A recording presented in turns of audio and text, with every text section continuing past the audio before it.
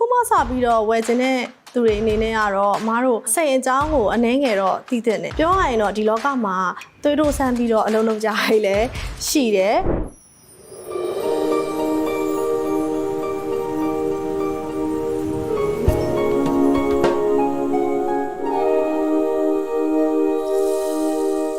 မင်္ဂလာပါအခုတလော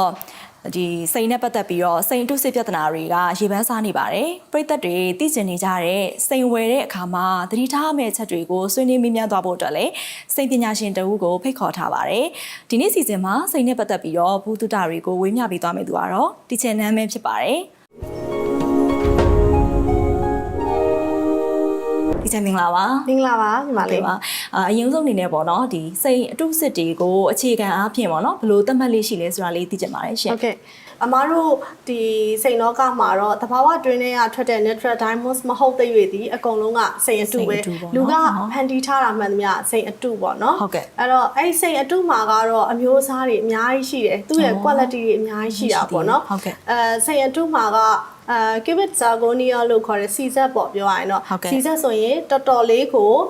တန်မိုးနှိမ့်တဲ့စိန်အတုနောက်တစ်ဆင့်ကတော့ moissanite ပေါ့နော် moissanite ဆိုလို့ရှင်တော့မတို့ကအဲ့ခုနကတော့ CZ ထက်တစ်ဆင့်မြင့်သွားတယ်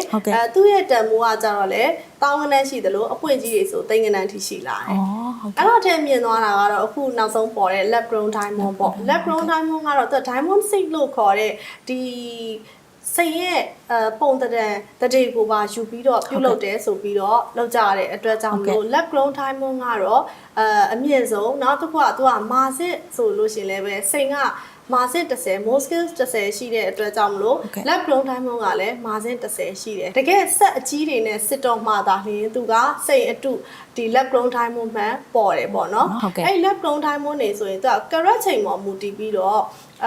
သိန်း10ကနန်းကနေရာကနန်းတွေအထိကိုရှိတယ်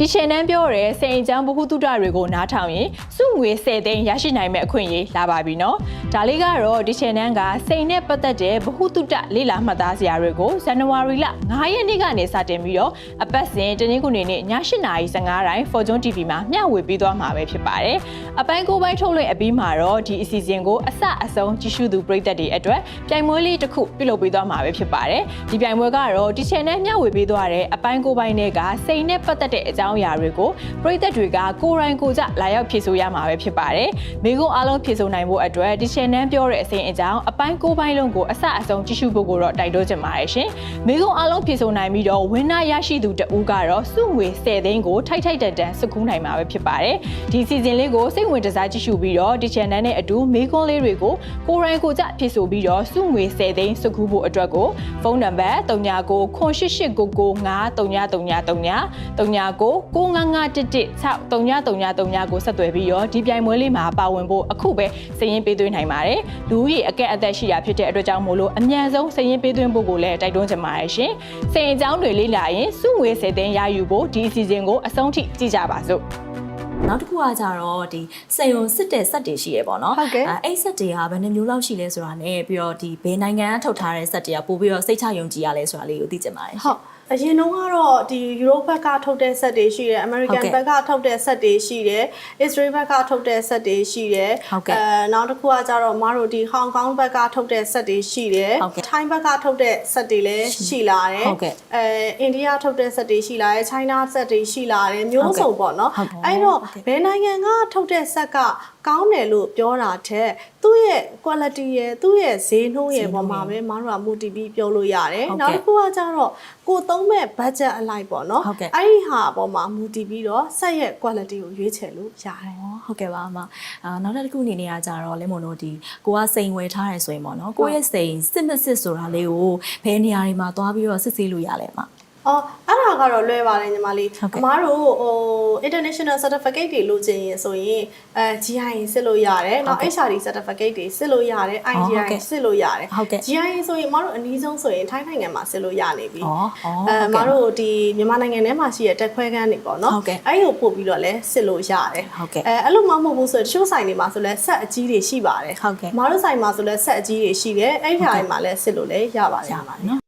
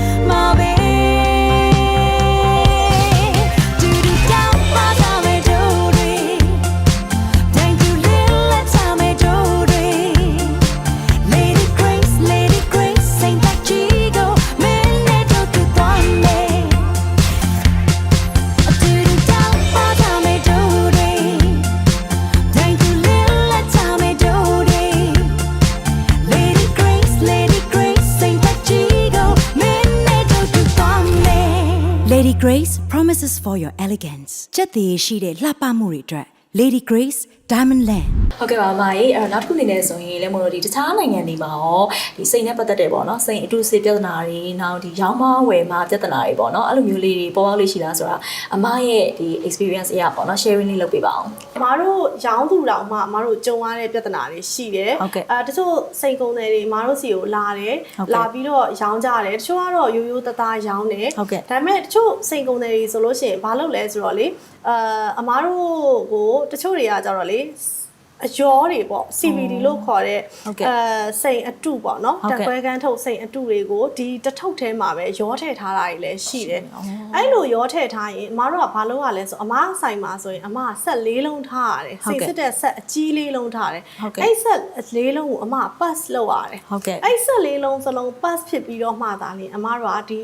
စိန်ကိုသုံးရတာပေါ့နော်ပြောရရင်တော့ဒီလောကမှာသွေးတို့ဆန်းပြီးတော့အလုံးလုံးကြရည်လည်းရှိတယ်တတိတော့ထားရတယ်အမြဲတမ်းကိုကတော့စစ်ဆေးနေရတာပေါ့နော်ဟုတ်အဲ့ဒါတော့အမားတို့ကိုယ်တိုင်လည်းကြုံနေရတဲ့ပြဿနာပေါ့ဒါပေမဲ့ဒီဆိုင်ကတော့အဲ့လိုအမြဲတမ်းစစ်ဆေးပြီးတော့ဝယ်နေဆိုတာသိသွားတဲ့နောက်ပိုင်းမှာတော့အဲ့ဒါလေးကတော့နည်းနည်းတော့ခုနောက်ပိုင်းတော့တိတ်ကြုံရတော့ဟုတ်ကဲ့ပါအမနောက်တစ်ခုသိချင်တာလေးကကြတော့လေလဲမို့လို့ဒီရွှေဈေးကွက်မှာဆိုရင်လူတွေကဒီလက်ရှိရွှေပေါက်ဈေးကိုသိချင်လို့ရှိရင်ပေါ့နော်သွားကြည့်လို့ရတဲ့နေရာလေးရှိရပေါ့နော်အဲ့လိုပဲဒီစိန်လောကမှာဟောလက်ရှိဒီစိန်ရဲ့ပေါ့နော်ဈေးကွက်ကိုသိချင်တယ်ဆိုလို့ရှိရင်သွားပြီးတော့ကြည့်လို့ရတဲ့နေရာလေးရှိလားပေါ့နော်ရတယ်ညီမလေးအဲ့ဒါလေးက Rapperbook Diamond Price ဆိုပြီးတော့ထွက်တာလေးရှိတယ်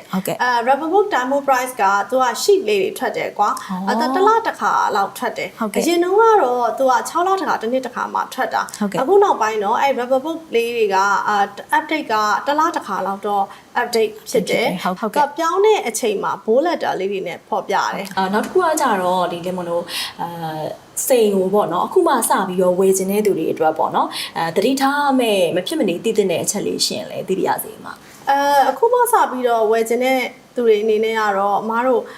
စိတ်အကြောင်းကိုအနှဲငယ်တော့တည်တဲ့နေ။ဘာကြောင့်လဲဆိုတော့အခုခေတ်ကတော့ lab grown diamond တွေကလည်းအရန်ကိုများလာတယ်။နောက်တစ်ခုက lab grown diamond က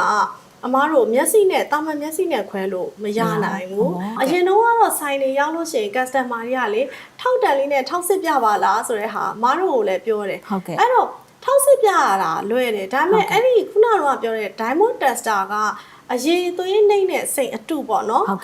စီဇက်တို့နောက်ဆုံး moissanite ကိုပေါ်နိုင်ပေမဲ့ lab grown diamond ကိုကြတော့ तू ကမှတ်အောင်မပြောနိုင်တော့အဲ့တော့ lab grown diamond အဆင့်ကိုစစ်ချင်ရင်တော့အဲ့ဒီ diamond tester ကိုပဲအားကိုးလို့တော့မရတော့ဘူးပေါ့နော်အဲ့ဒါလေးကတော့တစ်ချက်ပါနောက်တစ်ခုကကြတော့စိန်ရဲ့ 4C ဆိုတဲ့အခြေခံအချက်လေးတွေကိုသိတဲ့တယ်စိန်ရဲ့အယောင်ပေါ့စိန်ကအဖြူကနေဝါသွားတဲ့အဆင့်ဆိုရင်အမတို့ဒီကနေဇက်တီ23ရောင်ရှိတယ်အဲ့ဒါလေးတွေသိတဲ့နေနောက်တစ်ခုကစိန်ရဲ့အနာပါဝင်မှုနှုန်းစိန်ရဲ့အနာပါဝင်မှုနှုန်းပေါ်ကိုမူတည်ပြီးတော့အမတို့က12ဆင့်ခွဲထားတယ်flawless ကနေပြီးတော့ I3T ဆိုပြီးတော့12ဆင့်ခွဲထားတယ်အဲ့ဒီဟာလေးတွေနောက်တစ်ခုကစိန်ရဲ့ carrot weight အကြောင်းအလုံးစီးအကြောင်းလေးတွေနောက်တစ်ခုကစိန်ရဲ့ cutting အကြောင်းလေးတွေအဲ့ဒါလေးတွေကိုတော့သိတဲ့တယ်အဲ့ဒါကတော့လေသေးစိတ်တော့လေ့လာမှာပေါ့နော်နောက်တစ်ခုအနေနဲ့ဆိုလို့ရှိရင်လည်းမို့လို့ဒီစိန်ပေါ့နော်ဝယ်စုကျင်တဲ့သူတွေအတွက်ပေါ့နော်ဘလို့နီးလန်းနဲ့စိန်ကိုဝယ်စုလို့ရလဲနောက်ဒီစိန်ဝယ်စုတာနဲ့ပတ်သက်ပြီးတော့အားသာချက်အားနည်းချက်တွေရှိရင်လည်းသိချင်ပါတယ်ဟုတ်စိန်ကိုအလှအတွက်ပဲဝတ်တာမျိုးမဟုတ်ဘဲနဲ့ပေါ့နော်နောက် future plan အတွက်ပါဝယ်ပြီးတော့စုထားခြင်းနဲ့နောက်တကယ်ကိုရေရှည်ရာသက်ပံအတွက်ပါဒီစိန်ကတန်မိုးရှိသွားအောင်လို့စုကျင်တယ်ဆိုရင်တော့အမအကြံပေးချင်တာကတော့ GIA ကတ်ပါတဲ့စိန်မျိုးကိုဝယ်စုတာမျိုးကတော့ပိုကောင်းတယ်အမတို့မြန်မာနိုင်ငံမှာအလဲရောင်းတော့အများကြီးအားတာပါတယ်အမတို့ဒီဆိုင်တွေကပေါ့နော်ကိုဝယ်တဲ့ပစ္စည်းကိုပြန်ဝယ်ပေးတဲ့အလဲရောင်းတော့တခြားနိုင်ငံတွေထက်ဆိုင်ရင်တကယ်ကိုအားတာတယ်ဟုတ်ကဲ့ပါဒါကနိုင်ငံခြားမှာသွားပြီးတော့ရောင်းမှုဝယ်ဘူးတဲ့လူတွေဆိုရင်ပိုသိတယ်အဲ့တော့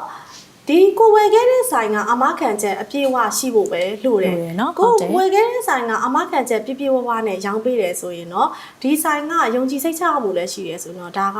မတို့မြန်မာနိုင်ငံမှာရောင်းနေတဲ့အလဲရောင်းနှုန်းကတော်တော်လေးကိုအားတာတဲ့အလဲရောင်းနှုန်းလို့ပဲမတော့ပြောချင်တယ်ဟုတ်ကဲ့ပါ အမားဆိုင်မှာဆိုလဲအခုစိန်ငူကနေပစ္စည်းတွေဂျပန်ကနေဝယ်လာတဲ့ပစ္စည်းတွေဟိုမှာပြန်ရောင်းလို့မရလို့ဆိုဒီမှာဝယ်ပေးပါဆိုပြီးတော့အရေးပေါ်ငွေလိုတဲ့လူတွေလာရောင်းကြတာရှိတယ်နော်အဲ့လိုပြန်ဝယ်ပေးရတယ်လေအများကြီးပါဟုတ်ကဲ့ပါအမအခုလိုမျိုးဖြေချပေးရတဲ့အတွက်ပညာရပါတယ်အမ